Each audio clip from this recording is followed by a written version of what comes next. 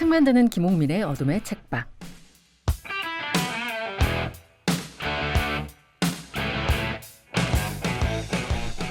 토요일 격주로 장르문학과 만화에 대한 이야기를 나누는 어둠의 책방, 북스피어 대표 김옥민 씨와 함께합니다. 어서 오십시오. 안녕하십니까? 네, 안녕하세요. 예, 자 오늘 어떤 책을 골라오셨을까요? 오늘은 로알드 달의 남쪽 남자에 수록된 단편 가운데 자동 장문 기계를 소개해 볼까 합니다. 우선 이 소설이 1953년에 발표되었던 걸 감안해서 들어주세요. 오늘의 주인공인 아돌프 나이프는 최근에 놀라운 성능의 계산기를 만들었는데요. 이 기계는 세계에서 가장 빠른 전자계산기였어요. 설계와 제작을 담당한 전기기술 회사의 사장인 존 볼런 씨의 설명에 따르면 이 새로운 기계는 수학자가 한 달은 계산해야 하는 문제를 5초 만에 정확히 풀 수 있을 만큼 빠르다고 합니다. 또 손으로 하면 A4 50만 장이 넘는 계산을 3분 만에 처리할 수 있다고 해요. 놀라운 발명이었고 회사의 사장인 존 벌론은 이 계산기를 발명하는데 혁혁한 공을 세운 자기 회사 직원 아돌프 나이프의 공을 치하하며 휴가비와 함께 2주간의 휴가를 주는데요. 사실 나이프가 만들고 싶었던 것은 전자계산기 같은 게 아니었습니다. 그는 작가가 되고 싶었어요. 하지만 아무리 애를 써도 그의 원고는 번번이 퇴짜를 맞고 그가 쓴 소설을 사겠다는 잡지사는 단 한 군데도 없었거든요. 2주간의 휴가를 받은 나이프는 휴가를 받은 첫날부터 타자기 앞에 앉아 안 팔리는 소설을 쓰다가 좌절하고 말았습니다. 그때 문득 희한한 아이디어를 떠올려요. 그것은 기계에 뇌를 넣을 수는 없지만 기억장치를 달 수 있지 않을까 하는 것이었는데요. 이게 무슨 얘기냐면 자신이 개발한 전자계산기는 전기 펄스가 수은주를 통과하면 초음파로 바뀌는 간단한 원리를 이용해서 한 번에 최소 1000개의 숫자를 저장할 수 있고 필요할 때 언제든 뽑아서 쓸 수 있는 그런 구조거든요. 그렇다면 이 원리에 따라서 거의 무한한 크기의 기억 영역을 만들 수 있지 않을까 하는 것이었어요. 왜 우리가 영어를 배울 때 말이죠. 주어가 먼저 나오고 그 다음에 동사가 나오고 그 다음에 목적어가 나오고 하여튼 이런 순서가 있지 않습니까? 네. 즉 영어 문법도 거의 수학적인 엄격한 규칙에 따른단 말이죠. 따라서 말하고자 하는 내용이 정해지고 필요한 단어들이 주어지면 그 단어들을 배열하는 정확한 순서는 오직 하나뿐이라는 겁니다. 물론 단어와 구의 위치가 다양하게 바뀌면서도 문법적으로 틀리지 않은 문장도 있지요. 하지만 상관없어요. 이론 자체는 기본적으로 그러하니까. 그렇다면 전자계산기와 원리가 같은 기계를 만들어서 문법의 규칙에 따라서 숫자 대신에 단어들을 올바른 순서로 배열하도록 조정할 수 있지 않을까라고 이제 생각한 거예요.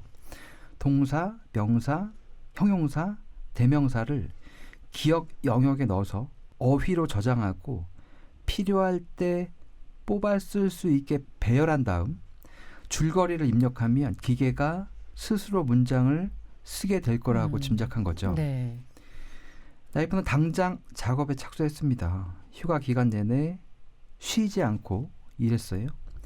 여러 장의 종이에 각종 공식과 계산, 수만 개의 단어 목록, 기묘하게 쪼개고 세분한 온갖 이야기 줄거리들, 사전에서 뽑아낸 방대한 낱말들을 적어 나가기 시작합니다. 그 전화번호부에서 옮긴 남녀 수천 명의 이름과 성을 옮겨 적었어요. 그래 마침내 이 계획서를 들고 휴가가 끝나자마자 회사에 출근해서 사장에게 미팅을 청합니다.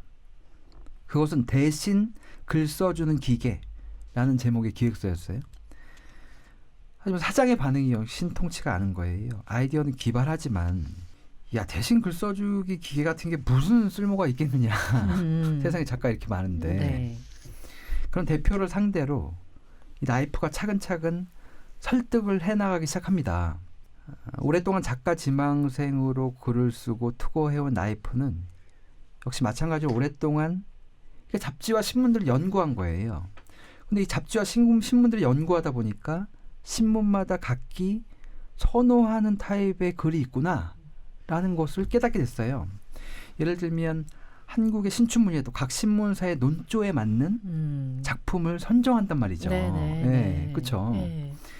성공한 작가들은 그 신문, H신문이면 H신문, C신문이면 C신문의 성향에 맞는 글을 써서 고려를 받는 겁니다. 네. 칼럼도 그렇고요. 그리고 신문에 칼럼을 한 편 기고하면 보통 원고지 10매 분량의 칼럼으로 20만 원을 받아요. 그러니까 제가 지금 현재 시세를 얘기하는 거예요. 그런데 한국의 칼럼을 실는 일간지를 10군데라고 가정하면 하루에 200만 원을 벌 수 있다는 계산이 나오잖아요. 일주일에 칼럼을 게재하는 날을 5일로 잡으면 한 달에 4천만 원을 벌 수 있는 거죠. 그게 어떻게 가능하냐 하고 사장이 물어왔어요. 야, 말도 그게 어떻게 가능하냐. 나이프의 대답은 이 대신 글 써주는 기계는 10매 분량의 칼럼을 30초 만에 쓰고 분량만으로도 다른 작가들을 압도한다. 이제 손으로 글을 써서는 가망이 없다는 것이 나이프의 생각이었습니다. 그때 막 대량 생산 체제가 막 시작된 그런 참이니까요. 카페트, 뭐 의자, 신발, 벽돌, 도자기 등등 모든 것이 사람의 손을 거치지 않고 기계로 만들어지는 시대에 돌입한 겁니다. 품질은 떨어질지 모르지만 그건 중요하지 않다. 중요한 건 생산 비용이다. 그리고 글도 카펫이나 의자처럼 또 다른 제품일 뿐이며 품질만 좋으면 생산 방식은 아무도 신경 쓰지 않을 거라는 것이 나이프의 주장이었어요. 그 당시에 뭐 인터넷도 뭐 또 없던 시대니까요. 만약 이 기계가 개발돼서 글을 대량 생산할 수 있다면 이 나라의 모든 작가들의 밥줄은 끊어질 테고 그렇다면 우리가 시장을 독점할 수 있다. 사장에게 얘기한 거예요. 처음에는 반신반의하는 사장도 나이프의 설명을 들으면서 그래 어쩌면 내 이름으로 쓴 컬럼을 신문에 게재할 수도 있겠는데? 라는 장밋빛 미래를 상상하기에 이릅니다. 신문뿐만 아니라 유명 주간지와 월간지에도 그러니까 자기 이름으로 나간다는 거예요. 얼마나 신나는 일입니까? 얼핏 생각하기에. 사장은 당장 거액의 비용을 들여서 이 대신 글 써주는 기계 개발에 착수합니다. 6개월 뒤에 기계가 완성이 되죠. 처음에는 띄어쓰기도 엉망이고 말도 안 되는 단어들을 토해내던 기계는 점차 나이프의 조율에 따라 눈에 띄게 향상된 글솜씨를 보여주죠. 마침내 모든 것이 완벽하게 조율됐다 싶었을 때 나이프는 그 기계가 쓴 글을 각종 일간지와 잡지에 보냈는데요. 반응이. 그중 5개가 팔린 거예요. 글을 쓴 이는 존 볼런, 즉 이 기계를 만든 회사의 사장 이름이었고요. 존 볼런은 즉시 칼럼계의 아이돌로 부상합니다. 여기저기서 이제 또 러브콜이 오겠네요. 그렇죠. 특히 SNS를 통해서 그의 컬럼이 막 회자되자 각종 매체에서 칼럼을 써달라는 빗발치는 거예요. 돈도 쏟아져 들어왔습니다.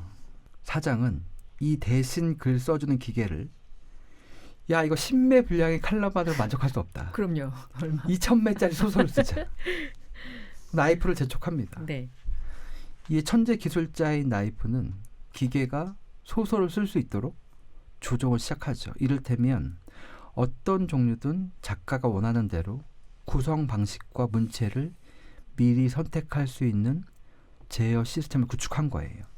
예를 들어서 첫 번째 버튼은 역사, 풍자, 철학, 정치, 로맨스, 성애 선택할 수 있고요. 두 번째 선택 버튼은 군대 생활, 개척시대, 내전, 세계대전, 인종문제, 전원의 삶, 유년의 기억.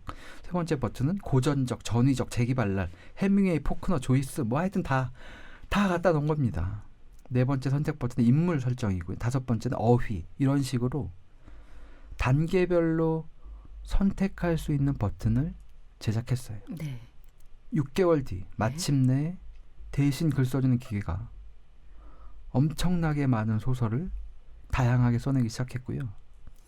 그리하여 어떤 황당한 결과가 도래했는지에 관해서는 로알드 달의 남쪽 남자를 읽어주시면 될 것 같습니다. 다만 그 황당한 결과 가운데 하나가 아이디어가 고갈되어 술독에 빠진 늙은 작가들이 자신의 이름으로 대신 글 써주는 기계에서 뽑아낸 소설을 발표한다는 그런 내용도 있어요.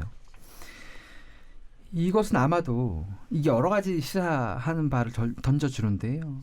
아마 프로 작가에게도 글쓰기는 어려운 일이다라는 것도 그중 한 가지가 아닌가 싶어요. 프로 작가도 이럴진데 글쓰기 훈련을 받아본 적이 없는 형제 자매님들이 어쩔 수 없는 상황과 맞닥뜨려서 꼭 어떤 글을 써야만 할 때 느끼는 부담감이 과연 어떨지에 대해서는 짐작이 가고도 남는 바가 있는데요. 다른 사람이 볼 수 있는 공간에 글을 쓰는 일은 늘 어렵게 마련입니다. 맞아요. 저도 그런 상황에 맞닥뜨릴 때마다 몇몇 작가들의 충고를 떠올리고 리프레시하곤 하는데요. 이를테면 작가 존 스타인백은 이런 말을 했어요. 존 스타인백은 정말 대작가죠. 그렇죠. 글을 쓰는 순간 사진을 찍을 때와 똑같이 몸이 굳는 것은 흔한 현상입니다. 이것을 극복하는 가장 간단한 방법은 저처럼 다른 사람에게 글을 써보는 겁니다. 한 사람을 정해 편지처럼 글을 써보세요. 정체불명의 청중을 상대로 연설해야 한다는 모호한 두려움이 사라집니다. 또한 해방감이 느껴지고 남의 시선이 신경 쓰이지 않는다는 사실을 알게 될 겁니다. 라고요. 레이먼드 챈들러는 꼭 어떤 글을 써야 한다면 그 시간에는 글쓰기 외에는 아무 일도 하지 말아야 한다는 얘기를 한 적이 있는데요.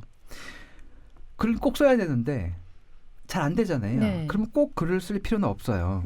내키지 않으면 굳이 애쓰지 않아도 된다. 그저 창밖을 바라보며 멍을 때리거나 물구나무를 서거나 바닥에서 뒹굴어도 좋다. 다만 바람직하다 싶은 다른 어떤 일도 하면 안 된다. 편지를 쓰거나 잡지를 읽거나 전화기를 들여다보는 것도 안 된다. 글을 쓰거나 아니면 아무것도 하지 말 거야.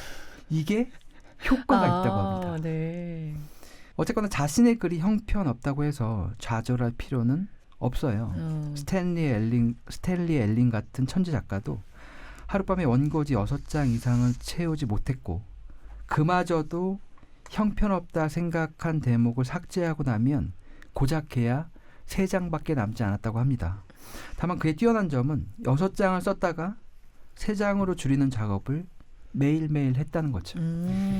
이 매일매일이라는 대목이 중요한 게 아닐까라는 말을 해봅니다. 네, 오늘 로알드 달의 남쪽 남자 중에서 자동 장문 기계라는 단편을 소개를 해주셨는데 소설 얘기를 하다 보니까 어떻게 글쓰기 팁이 나왔어요. 저도 이걸 읽다가 요 얘기에서 그치지 말고 글쓰기 팁을 좀 알려주고 싶다 생각이 들어가지고. 저는 이제 궁금한 게 김홍민 대표도 글을 많이 쓰시니까 네. 한 가지 팁 하나 알려주세요.